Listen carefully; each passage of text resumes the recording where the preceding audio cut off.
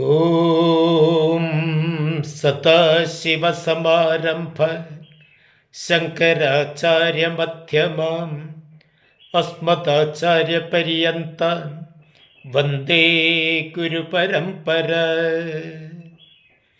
ആദരണീയരായ എല്ലാ സനാതനധർമ്മ വിശ്വാസികളെയും ഭാരതീയം കുടുംബത്തിലേക്ക് സ്വാഗതം ചെയ്യുന്നു. കഴിഞ്ഞ വീഡിയോയിൽ നമ്മൾ പ്രതിപാദിച്ചത് വിഷ്ണു തത്വത്തെക്കുറിച്ചായിരുന്നു.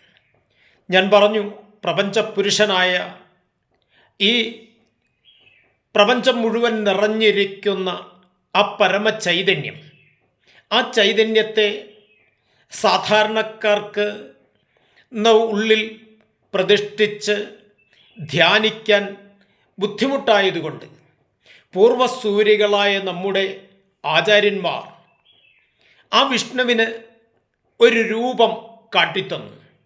ആ രൂപമാണ് ശംഖ് ചക്ര ഗദ പത്മധാരിയായ വിഷ്ണു രൂപം. ശംഖ്, വിഷ്ണുവിൻ്റെ ചതുർബാഹുവായ വിഷ്ണുവിൻ്റെ കൈകളിൽ ശംഖും ചക്രവും ഗദയും പത്മവുമാണ്. നമുക്ക് ഓരോ വിഷയങ്ങളെപ്പറ്റി ഒന്നെടുത്ത് നമുക്ക് നോക്കാം. ശംഖിൻ്റെ പ്രാധാന്യം നമുക്ക് എല്ലാവർക്കും അറിയാം. നമുക്ക് ശംഖ് ക്ഷേത്രത്തിൽ ദേവനെ ഉണർത്തുവാൻ ദീപാരാധനയ്ക്കൊക്കെ നമ്മൾ ശംഖ് വിളിക്കാറുണ്ട്. അപ്പോൾ ശംഖിൻ്റെ പ്രാധാന്യം എന്താണ്? ശംഖിലൂടെ ജീവവായു കടത്തിവിട്ടാൽ പുറത്തു വരുന്ന ശബ്ദം പ്രണവമാണ്, അതായത് ഓംകാരമാണ്.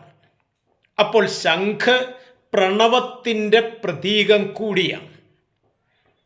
അപ്പോൾ യഥാർത്ഥത്തിൽ അതുകൊണ്ടാണല്ലോ ഈ ഭഗവാൻ ശ്രീകൃഷ്ണ പരമാത്മാവിൻ്റെ കയ്യിലിരിക്കുന്ന ശംഖിന് നമ്മൾ പാഞ്ചജന്യം എന്നാണ് അതിൻ്റെ പേര്. പാഞ്ചജന്യം എന്ന വാക്കിൻ്റെ അർത്ഥം എന്താണ്? പാഞ്ചജന്യം, അഞ്ചിനെ ജനിപ്പിക്കുന്നതെന്നാണ്. അതായത് പഞ്ചഭൂതങ്ങളെ, ആ പഞ്ചഭൂതങ്ങൾ എല്ലാം ചേരുന്നതിനാണല്ലോ നമ്മൾ പ്രപഞ്ചം എന്ന് പറയുന്നത്. ഈ പ്രപഞ്ച ഉൽപ്പത്തിക്ക് കാരണമായ ശബ്ദമാണ് പ്രണവം, അതായത് ഓംകാരം. ഈ ശംഖ് പ്രണവത്തിൻ്റെ പ്രതീകമാണ്. അടുത്തതാണ് ചക്രം.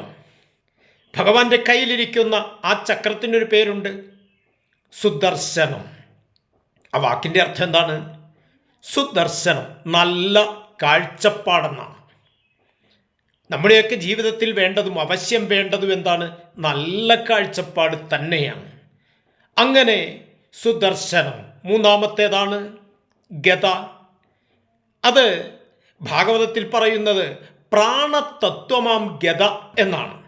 പ്രാണന്റെ തത്വമാണ് ഗദ. പ്രാണന്റെ പ്രത്യേകത നമുക്കെല്ലാവർക്കും അറിയാം. പ്രാണന്റെ ചലനഗതിയെ നിയന്ത്രിക്കുന്നവന് മാത്രമേ മനോനിയന്ത്രണം സാധിക്കൂ. ഈ തത്വമാണ് ഗദ നമ്മെ പഠിപ്പിക്കുന്നത്. അടുത്തതാണ് പത്മം, അതായത് താമര. ഏത് പത്മമാണ്? സഹസ്രാര പത്മം. അതായത് നമ്മുടെ മൂർധാവിൽ 1000 ഇതളോടുകൂടി വർത്തിക്കുന്ന ആ താമര. അവിടെയാണ് നമ്മിലെ പരമാത്മ ചൈതന്യം കുടികൊള്ളുന്നത്. ഇവിടെ വിഷ്ണു തത്വം നമ്മെ പഠിപ്പിക്കുന്ന രഹസ്യം ഇത് തന്നെയാണ്. നിരന്തരമായ പ്രണവ ജപത്തോടുകൂടി ആത്മശുദ്ധി വരുത്തി നല്ല കാഴ്ചപ്പാടോടുകൂടി, അതുപോലെ പ്രാണായാമത്തിലൂടെ മനസ്സിനെ, പ്രാണന്റെ ചലനഗതി നിയന്ത്രിച്ചും മനസ്സിനെ സംയമം ചെയ്ത് തന്നിലെ ജീവാത്മസ്വരൂപത്തെ സഹസ്രാര പത്മത്തിൽ, തൻ്റെ മൂലാധാര ചക്രത്തിൽ കുടികൊള്ളുന്ന കുണ്ഡലിനിയാണല്ലോ ജീവാത്മസ്വരൂപം. അതിനെ ഉണർത്തി ഉയർത്തി ഓരോ ആധാരചക്രങ്ങൾ കടത്തി സഹസ്രാര പത്മത്തിൽ എത്തിക്കുന്ന ആ ജീവൻ മുക്താവസ്ഥയാണ് വിഷ്ണു തത്വം നമ്മെ പഠിപ്പിക്കുന്നത് എന്ന് തത്വരൂപേണ നമ്മൾ എല്ലാവരും ഓർക്കേണ്ടതാണ്.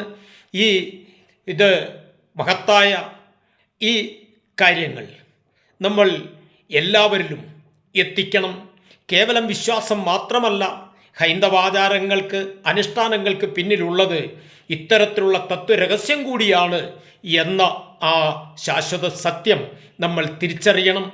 ഈ വീഡിയോ നിങ്ങൾക്ക് ഇഷ്ടപ്പെട്ടുവെങ്കിൽ ദയവായി സബ്സ്ക്രൈബ് ചെയ്ത് അതുപോലെ ഷെയർ ചെയ്ത് ലൈക്ക് ചെയ്ത് എല്ലാവരിലും ഈ സന്ദേശം എത്തിക്കേണ്ടതാണെന്ന് എല്ലാവരെയും ഓർമ്മിപ്പിക്കുന്നു.